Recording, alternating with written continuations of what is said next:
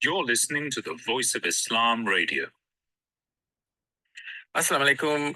Peace be with you. Thank you very much for staying tuned. We are talking this morning about Palestine and the echoes of resistance in Palestine and the important role that Palestinian symbols play around creating this collective narrative of hope, resilience, and tremendous determination that we see from the Palestinian people.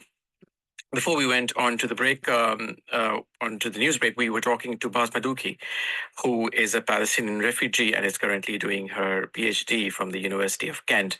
Let's now go straight to our second guest, who is Professor Dr. Makram Khoury-Machool, who is the founding director of the Cambridge Center for Palestinian Studies.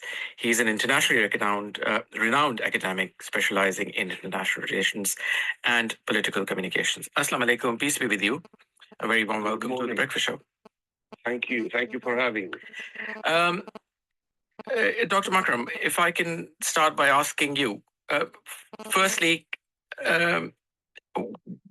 what role do you think these Palestinian symbols are playing in the resistance movement? What is fascinating, in fact, about symbols in general is the very fact that how we use them and later how we interpret them and communicate them to the outside world. In the case of Palestine, we are not talking about words as in language. We are talking, in fact, about symbols that are inherently related to the land. The struggle is about the land since more than a century, and since the release of the Balfour letter from London to the Zionist organization on the 2nd of November 1917. And since this struggle is about land, and since Palestinians have always wanting to keep their lands, they introduced to the world several symbols. The main one is really the keffiyeh or kufiyeh, which in fact is 1 square meter piece of cloth from cotton or linen. And it has several colors. The color was made out of black and white. It's a white cotton piece of cloth with black marks.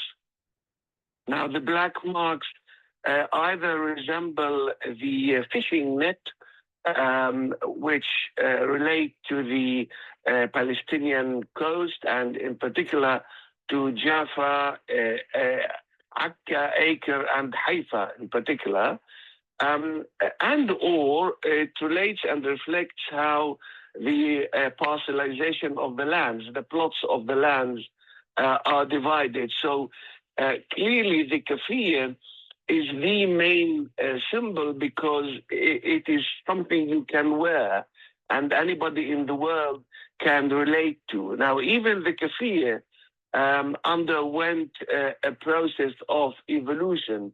It's true that before the First World War, Palestinian farmers used to wear it in order to protect their heads from the sun or any sandy storm.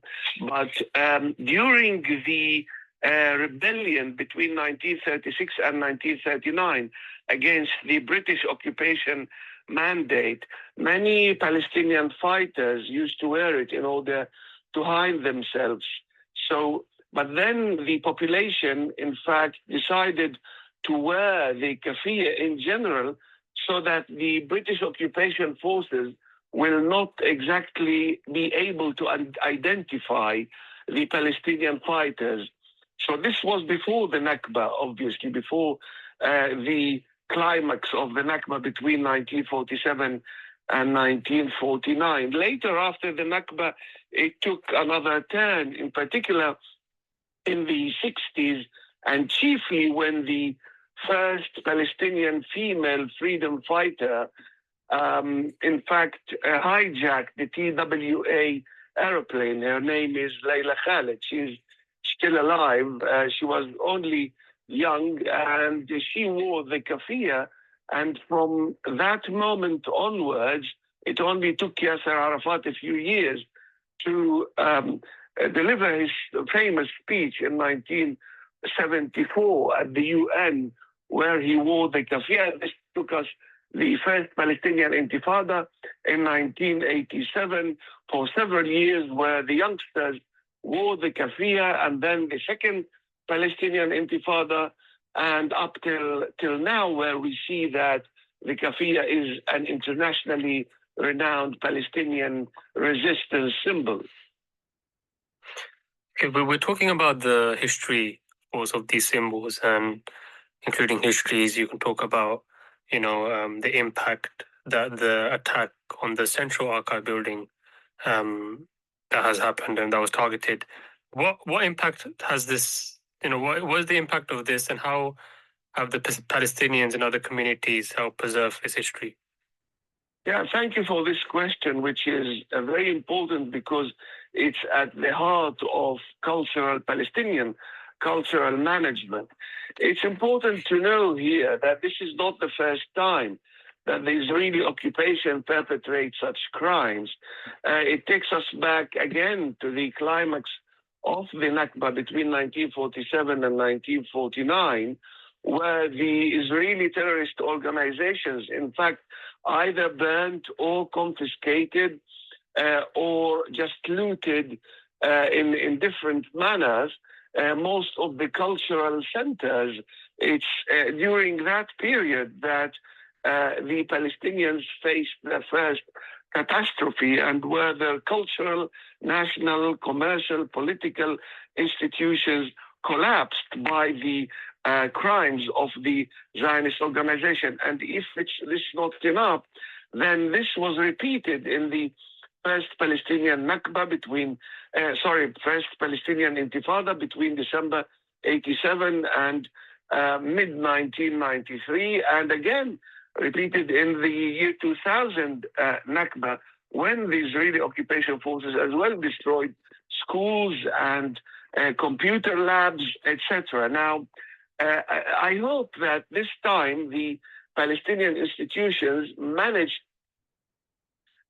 save most of the material online, or have digitized it and somehow replicate it. But the true aim of the Zionist occupation is to obliterate the cultural heritage of Palestinians so that they minimize their attachment to the land, and they take them back to the beginning, where they can claim that they have no culture and they do not belong to this land. Therefore, this is ours, i.e. the land of the Zionist organization. Mm-hmm. And one last question to you would be, after, facing continuous oppression for the last 75 years, what drives resilience into the hearts of Palestinians? Just a very quick and effective answer, please. Yeah, I mean, in general, what have been taking place since the Nakba has been mainly ethnic cleansing and a mini genocide in installments. Today, what we see in Palestine in general and in the Gaza Strip is in fact a process of cleansocide, which is a combination of ethnic cleansing and genocide. This is the cleansocide. Now, what is really allowing the Palestinians to carry in their struggle, is the sense of loss, the trauma, the grief, the deprivation, which all are part and parcel of their national memory. But more than that, it's a just cause, the sense of belonging, self-confidence, fearless approach, conviction, revolutionary spirit, and definitely with all what supports them, like poetry and music of resistance. Thank you very much, Dr. Machool, for joining us. Really a pleasure to speak to you. All the very best with all the efforts, all the very best with the Cambridge Center for Palestinian Studies. Peace be with you. Thank you very much. Thank you for joining us. So that was Dr. Makram Khoury-Machool, who is the founding director of the Cambridge Center for Palestinian Studies, and he was sharing with us his thoughts and views about the Palestinian symbols.